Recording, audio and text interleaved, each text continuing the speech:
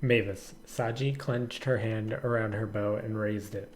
Mavis raised his arms in surrender. Please, Saji, are we not on the same side? You exposed our people, but we mean the humans no harm. What you have been doing has given us a bad reputation. Saji shot an arrow, but Mavis disappeared in smoke and reappeared in a different part of the room. Mavis was no longer looking in Saji's direction. Instead, he was facing where Mr. Welton, Raisha, and the gargoyle were standing. To think on the eve of your greatest triumph, I, too, have completed what I set out to do. Mavis grabbed a pouch on his pants and removed a small blue crystal from it. He held it up between his thumb and index finger. Can you guess what this is? A smaller, condensed form of magic, said Mr. Welton. Do you think we haven't tried to market something similar? It's unpredictable and dangerous to transfer magic without our special-made cubes. Mavis laughed. Sounds like a good way to sell cubes. Mavis shook the small crystal, and the act made Mr. Welton panic. Careful or you'll kill us all, said Mr. Welton. It's even more dangerous in the hands of someone who already harnesses large amounts of magic within them. You and Saji in the same room could make this entire building go up in flames. It's like a bomb? Asked Conda. Mavis disappeared again. This time he reappeared behind Mr. Welton, holding the crystal right next to his head. The act caused Mr. Welton to jump forward and scream in fright, which Mavis also found humorous. Maybe if created by the amateurs here, said Mavis. He looked at Cynthia when he said the words. I have perfected the ultimate version of portable magic.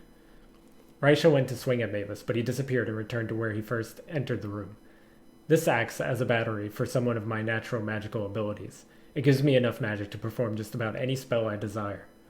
And what are you planning to do with it? Asked Corey. She knew shooting Mavis was futile from her previous encounters with the Blue Elf, so she didn't have her gun pointed at him. I have no interest in expansion to the east. That's too small. Another part of this rotten planet is still a place filled with rot. There is someone who could take us beyond Novessa so that we can find a new place to survive, one much more rich than this. We spoke about this already, said Mr. Welton. It's too dangerous. Freeing her from the floating chamber would mean the end of Novessa and everyone on it. Mavis shook his head. Have you even spoken to her? She has summoned me to free her. Who is he talking about? Asked Corey. Her question was directed at Mr. Welton. The leader of the Welton Company took a few steps back so that he was once again standing between the gargoyle and Raisha. We only know her on Novessa as the Image Queen. She was brought to Novessa by the people who put us on the planet. She's the reason the floating chamber even exists. What's so bad about her? Asked Tor. Our ancestors were given no instructions, just warned never to go into her cell. She's been in a medically induced coma since she got here and is cut off from the rest of the world. Mr. Welton looked to see where Cynthia was and noticed her near some computers. As far as any of us know, no one was assigned to keep tabs on her, so she might not even be alive. But she is, said Mavis. She is alive. She summoned me here. She brought me here to get her out. Mavis raised the tiny crystal, but Cynthia grabbed a lever on the wall and pulled it down. A blue lightning shot through the floor of the room they were standing in. Cor, now! Cynthia shouted. Corey looked down at her gun briefly, then looked up at Mavis and shot at him. To the rest of the room, the bullet moved as if in slow motion. The trajectory of it was followed by everyone in the room as it struck Mavis in the chest. The blue elf hit the ground and covered the wound with the hand that wasn't holding the crystal. That lightning negated his teleport, asked Saji. Finish him while he's down, Corey. Corey shook her head. No, Tor or the gargoyle will grab him. We'll throw him in prison. There's no need to take a life. I'll handle it myself, Saji jumped up to where Mavis was laying on the ground and aimed an arrow at his chest.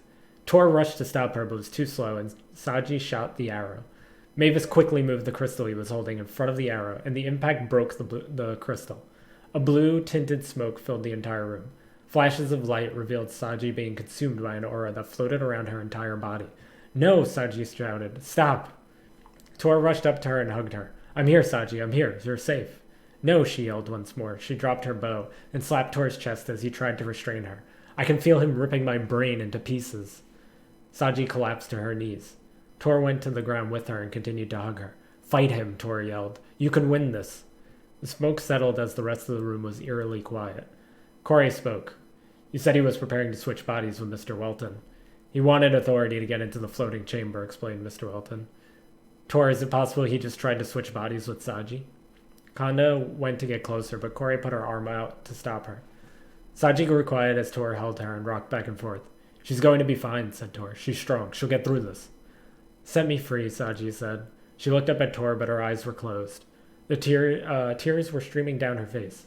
Set me free, Tor. Set me free. Please, set me free. We need to get her medical attention now.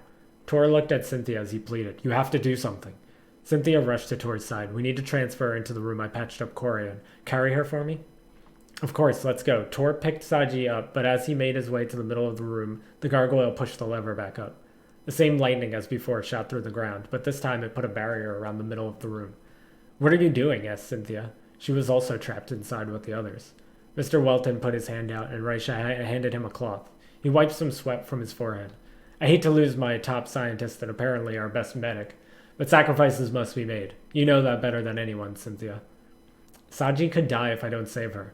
Cynthia slammed her palm on the barrier right in front of Mr. Welton. Like I said, Cynthia, sacrifices. Hit the switch. Wait, I almost forgot. Mr. Welton put his hand out to stop the gargoyle. You all need your escort. Who else is going? Asked Raisha. Raisha, dear. Mr. Welton touched the side of Raisha's face, and her mask vanished. Her big orange eyes were fixed on Mr. Welton. You know how much I love you, right? Uh-huh, Raisha nodded. Go make Daddy proud. Mr. Welton smiled. He took a device out of his pocket and attached it to Raisha's neck. Before Raisha could say anything, the gargoyle picked her up and threw her through the barrier. Raisha rolled on the ground and got back to her feet, then tried getting back out, but couldn't phase back through the barrier. That device on your neck is a one-way ticket in, Mr. Welton shrugged. I'm sorry, dear. Do take care of our team for me. We'll be watching. Mr. Welton turned to the gargoyle. Hit it. The gargoyle pressed a button on a nearby computer, and the group in the middle of the room vanished. Help me get rid of Mavis's body, said Mr. Welton. When Corey came to, she was teleported into a small room. The wall behind her had a single window that showed her the large emptiness of space. She could see stars and a tiny speck that she assumed was the other half of Novessa far in the distance. She heard the others teleport in. We're not on the western half anymore, are we? She asked. No, we're not. Cynthia put her hand on her daughter's back as she joined her. I'm sorry, Cor. I didn't know the teleporters were that strong, said Audra. They did a great job of pretending their tech wasn't as good as it is, I guess. Any way to get back? Asked Kanda. Raisha laughed. No, we're stuck here. Trust me. Trapping you idiots here was the plan. Not sure you should be calling anyone an idiot right now. Corey turned around. Your boss just stranded you here with us. To be our guide, Kanda crossed her arms. Do you even know where to go in this place? Just as much as you, Raisha shrugged. No one has been here except the first group, and they're all dead. Maybe dead, not guaranteed, argued Corey. My dad could still be out there, and we should try to find him. Or get eaten. We'll probably get eaten, said Audra. Not helping, Audra, said Cynthia. Saji has lost consciousness, but she's breathing, said Tor. We need to find people that can help before she worsens. Trey walked to the opposite side of the room. There was a large metal door. Scans showed nothing hostile on the other side. We should grab what we can and move out. The bags that were in the room with the supplies, were also transported in the teleport. Everyone began grabbing what they could. Each large bag had a smaller backpack that they could all use to condense what they wanted to take. Trey's right eye turned completely blue, and a hologram of Mr. Welton projected in front of them. I wish we could have progressed under better circumstances. It proved harder than I thought trying to find people to follow in the first group's footsteps. You would think exploring the great unknown would be more appealing to the people on the western half. Mr. Welton shrugged. Oh well. He pulled Cindy into view on the hologram. Don't forget about dear little Cindy and what might happen to her if you don't give me the research I need. Don't you dare hurt her, Audra yelled. Did you hear something, Gargoyle? Was that the mouse who's most likely to die first? How tragic. Conda slapped Trey in the side of the head, and the feet of the hologram disappeared. Hey! Trey grabbed the side of his head. Get used to it, said Conda. I'm doing that every time he tries to talk to us. Corey laughed. I'm just happy that worked. Would have felt good either way, Conda smiled. Let's gear up and get out of here. Not a whole lot of food and water in these bags.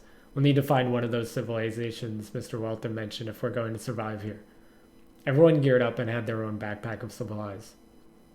Trey pushed a button combination on a panel next to the door and it opened. Despite being nighttime when they left the western half of Novessa, the sun was shining on the east. A vast forest stretched out in front of them. Trey and Conda led the group. Tor carried Saji on his back and held the backpack by a strap in one of his hands. Raisha walked beside him. Cynthia, Audra, and Corey walked next to each other. Happy for the daylight, said Cynthia. Would be much more intimidating navigating a forest right when we get here in the dark. Hopefully Trey can get us somewhere safe before nightfall, added Audra. Since the moment Corey woke up in the infirmary in the basement of the Welton headquarters, she couldn't help but think about her father. She had that dream for a reason. She was reunited with her mother for a reason. Something in her gut told her that he was still out there, somewhere on the eastern half, surviving. She was going to do everything in her power to find him.